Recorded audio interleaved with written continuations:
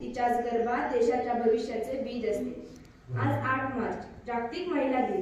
त्यानिमित्त आपणा सर्वांना जागतिक महिला दिनाच्या हार्दिक हार्दिक शुभेच्छा। मित्रांनो, क्षणकाळाची पत्नी व अनंत काळाची माता म्हणजे स्त्री। आई, बहीण, मुलगी, पत्नी अशी अनेक नाती हळूवारपणे जोपासणारी व्यक्ती म्हणजे स्त्री। प्रत्येक कुटुंबाचा पाया व कणा म्हणजे स्त्री। छत्रपती शिवाजी महाराजांना हिंदवी स्वराज्याच्या स्वप्न दाखवणाऱ्या आई माता जिजाऊ, महात्मा फुले यांच्याबरोबर स्त्री शिक्षणासाठी झटणारी फुले, डॉक्टर बाबासाहेब आंबेडकरांना त्यांच्या कार्यात साथ देणाऱ्या रमाई, साने गुरुजींवर संस्कार करणाऱ्या यशोदाबाई, कर्मवीर भाऊराव पाटील यांच्यासोबत गोरगरिबांच्या शिक्षणासाठी झटणाऱ्या लक्ष्मीबाई, अशा प्रकारे प्रत्येकाच्या आयुष्यात स्त्रियांचे योगदान अनन्यसाधारण आहे। आई म्हणून, बहीण म्हणून, बायको म्हणून, मुलगी म्हणून तिच्या कर्तव्यात ती कधीच कमी पडत नाही। अशा या स्त्री शक्तीला माझा मानाचा मुजरा।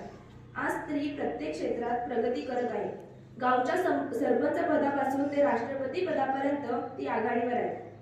राष्ट्रपती द्रौपदी मुर्मू, पहिल्या महिला पंतप्रधान इंदिरा गांधी, अंतराळवीर कल्पना चावला, समाजसेविका मदर तेरेसा, गानसम्राज्ञी लता मंगेशकर, अनाथांची माय सिंधुताई सपकाळ, पहिल्या महिला पोलीस अधिकारी किरण बेदी, महिला खेळाडू पी.टी. उषा, सानिया नेहवाल, मिताली राज अशा अनेक स्त्रियांनी आपल्या क्षेत्रात कर्तृत्व सिद्ध केले आहे।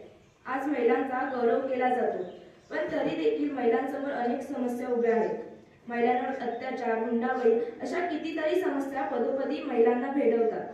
त्या समस्या जर दूर केल्या तर नक्कीच स्त्रियांचे कार्यक्षेत्र विस्तारेल, किंबहुना आपला भारत देश विकासाच्या दिशेने अग्रेसर बनेल। शेवटी मी एवढेच म्हणेन की वार नाही तलवार आहे ती शमशेरीची धार आहे, वार नाही तलवार आहे ती शमशेरीची धार आहे, स्त्री म्हणजे अबला नाही ती तर धगधगता अंगार आहे, ती तर धगधगता अंगार आहे। आजच्या या जागतिक महिला दिनाच्या शुभ दिनी आपल्या शाळेतील 4 महिलांना पुष्प देऊन आपण सन्मानित करणार आहोत।